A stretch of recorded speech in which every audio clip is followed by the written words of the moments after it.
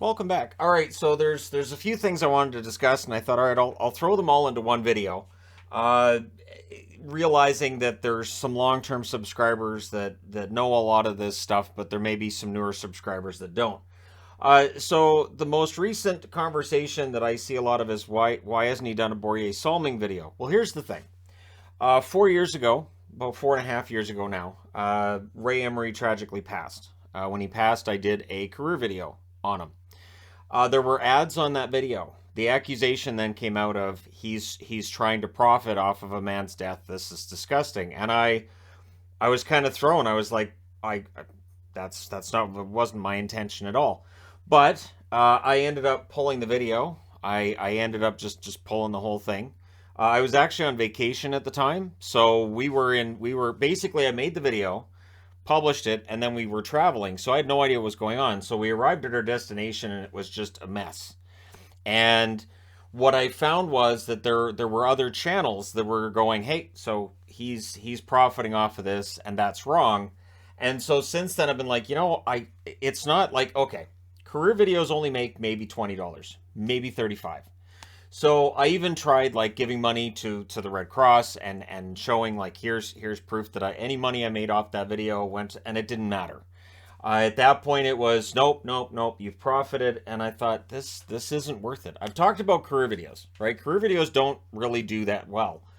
And so I brought in my own personal guideline of I will wait a month then. If somebody wants to do a tribute video and keep ads out of it, okay, fine.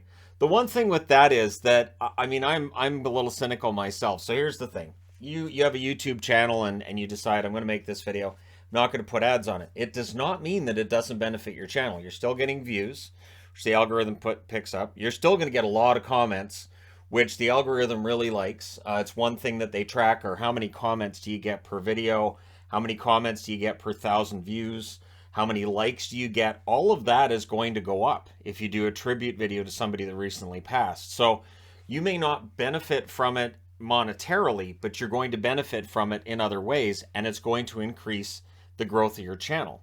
So again, career videos don't do that well anyways, so I'm fine with pushing that back. That's why I haven't done a Salming video. That's why I don't do videos on players who've recently passed or anybody who's recently passed.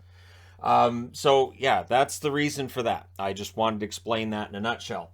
Also, there's always the conversation of how does he choose the jerseys he wears for recap video. Honestly, it's been random. I really don't think too hard about it. It's been, I was impressed by the victory by, but now we have people tracking which jerseys I wear and how often I wear them, and it's like, okay, so that kind of takes the fun out of it. Being completely honest, it takes the fun out of it because I don't track that myself. I don't really think about it. I don't think, well, I haven't worn a jersey for this team. I'd better wear this tonight. Really hasn't been a consideration of mine because I do videos every day. I talk about every team. I try to make sure I'm wearing each team as often as every other for the most part. But I really, it's just kind of a fun thing. It's like, I'm like, okay, I'm going to do this video. What do I want to wear? The Expos Montreal Canadiens jersey, because of course, I like this one. I know there's Montreal fans that say this is sacrilege, but it's the closest we're going to get to a new Expos jersey. Also, coming out of last night, what causes power rankings movement? I've talked about this a few times. I'll talk about it here, and I'll try to keep it simple. Regulation wins are always what impressed me the most. Who they're playing against can impress me too. So if you play a full 60 minutes against Anaheim and you win 4-0, cool. But if you get a full 60 minutes and you get a 4-0 win over New Jersey, or you get a 4-0 win over Dallas or over Colorado, that I'm going to take a little more seriously and say this requires some kind of movement. Overtime wins, I don't give the same amount of credit as a regulation win, and shootouts I don't watch. I don't care about shootouts. They don't make a difference. So if a team wins in shootouts, and there's been times where when I used to second guess myself, I'd look back and I go, oh, well, 2 of those wins are via shootout this week. So I understand they're saying they won 2 out of 3, but they're both shootouts. So I treat those like ties. So then it depends on who they're against. So for instance, Arizona gets that result, say against Vegas, they get to a shootout. I'm going to give them more credit than I would if they were against Anaheim. Sorry to Anaheim, I'm just using that as the benchmark. But yeah, that's basically it. Is strength of competition, and then there's also the fact too that you might have 4 teams that are all right with each other on the board that all win on the same night. Well, now I'm not going to have a team above those 4 teams drop 5 spots, because so there are times where a team's winning, they're not moving up because the teams around them are winning too. So and again, I do put a lot of thought into it. I do it daily. I know there's people that don't believe I do it daily, but it would be such a pain if I only did it on Saturday and had to go through every single game from the rest of the week. I have to update them daily. I tried not doing it daily, and it was just a mess. It was an absolute headache. That's why I do it daily. And then where do I get the jerseys, magnets, memorabilia? The jerseys I get through, there's an email address in the description for this video. I really haven't been talking about it. He's had a lot of business thrown his way. I know he's very busy right now.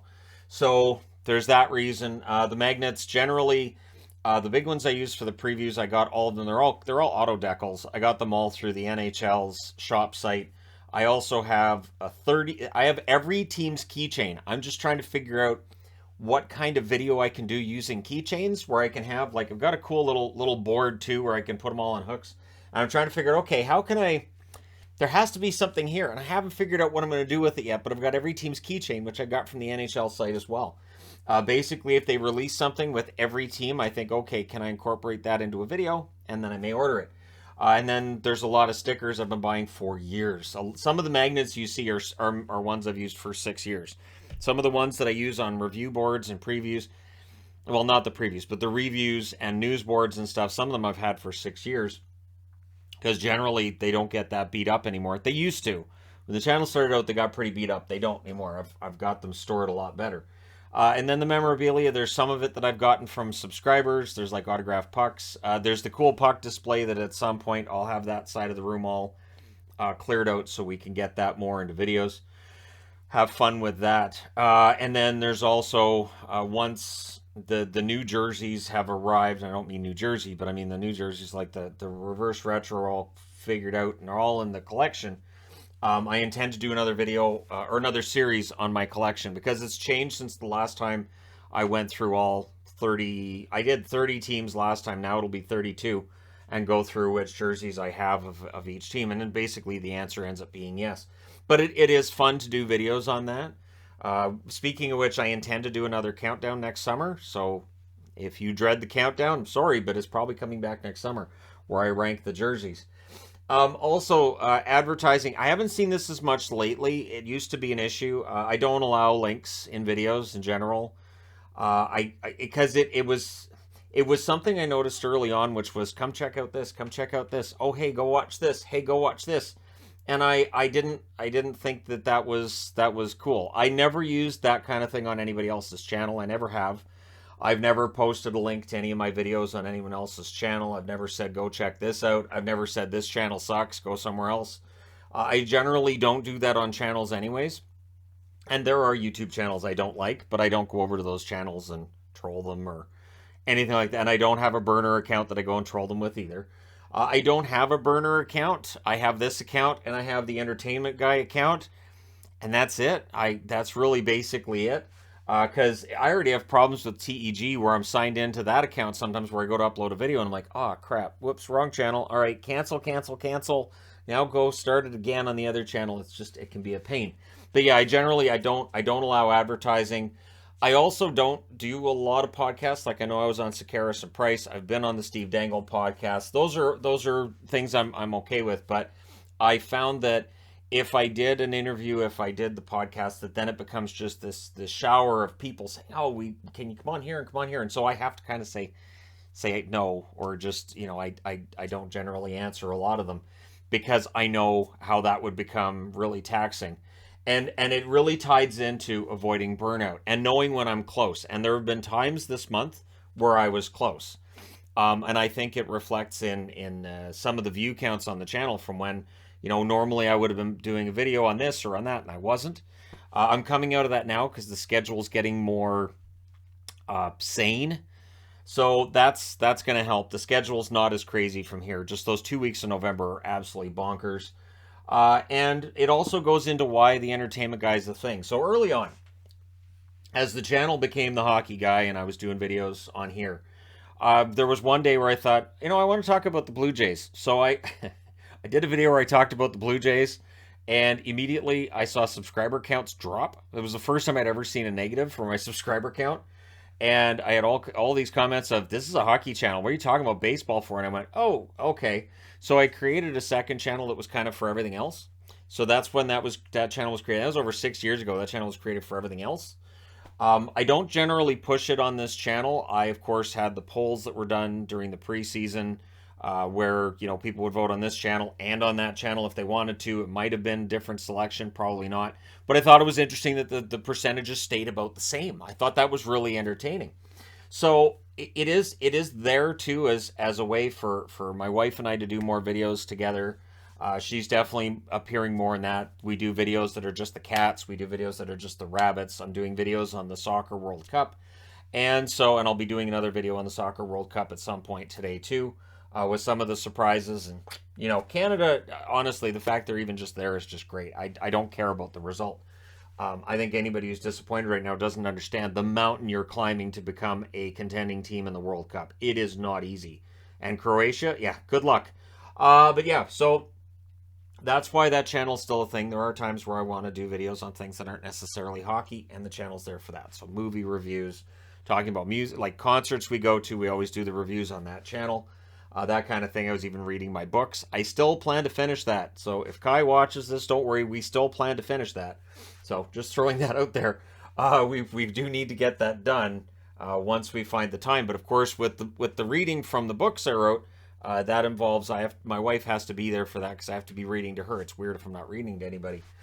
And then there's the question too of, like, a couple weeks ago I did the Gary Bettman, another Gary Bettman phone call video. I tend to space those out, and it has to be at the right time. So in the event that there's some really big controversy going on, I can't do it then. And there have been times where I was planning on a big fun video like that, and then there's some really big controversy, like I can't make light right now. It's not a time to make that joke. And so it has to be something that's organic. It has to be something that when I feel like, yeah, now's a good time, I can do this now, kind of thing. And so I tend to spread them out. I don't want to rely on those. I also don't want to make it where they're common enough that people kind of roll their eyes and go, oh, it's another one of these.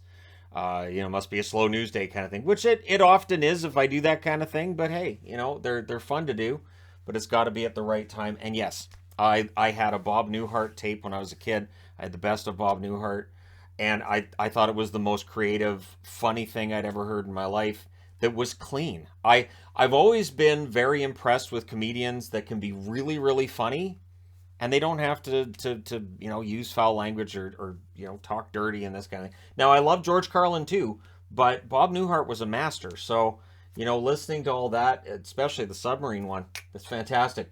But anyways, I'm getting sidetracked again. But that's something I want to save for certain times and make sure that it's one of those. Hey, so he did that. We didn't expect that.